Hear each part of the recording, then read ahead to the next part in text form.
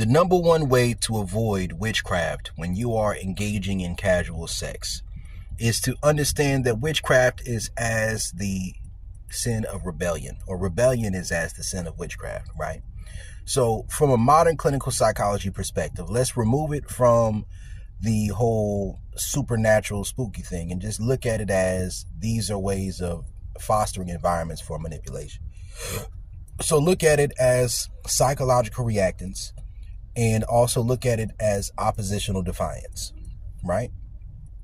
The number one way to avoid witches or women using witchcraft on you when you're in the casual sex dating world is to understand that if you are able to give direct instructions and a woman is able to follow those instructions without deviating, then that means that is a woman who is coming to you as a woman, right? If that woman is coming to you with the intentions of manipulating, then, some may be able to do it, but it's going to be difficult for them. They're going to have to deviate some way. They're going to have to brat on you. They're going to have to try to play some different type of games and not follow simple instructions, because that's their way of creating a foothold to possibly get the emotional reaction out of you that's going to give them the validation that they want, because they don't know how to take validation from being praised for following simple instructions, right?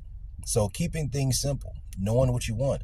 Also, being non-judgmental, right? If you're not a judgmental type of guy, a lot of ways that witchcraft works is through your own self-righteousness.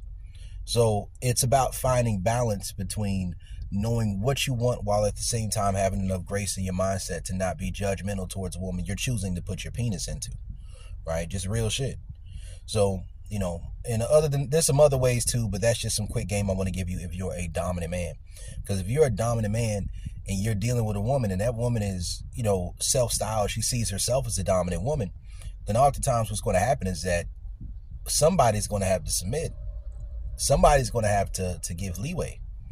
And if it's you, then whatever psychological constructs and systems of beliefs are governing that woman, or another man is governing that woman, that's going to become what governs you if you decide to become emotionally invested in that woman.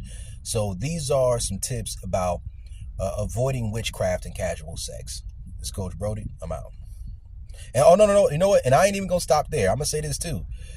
You're not going to be able to avoid women who engage in that, right? If you're single for a certain amount of time and you're dealing with women out here, everybody has different things that they do that can fall under that category that they may not even recognize as that, especially women that are not covered.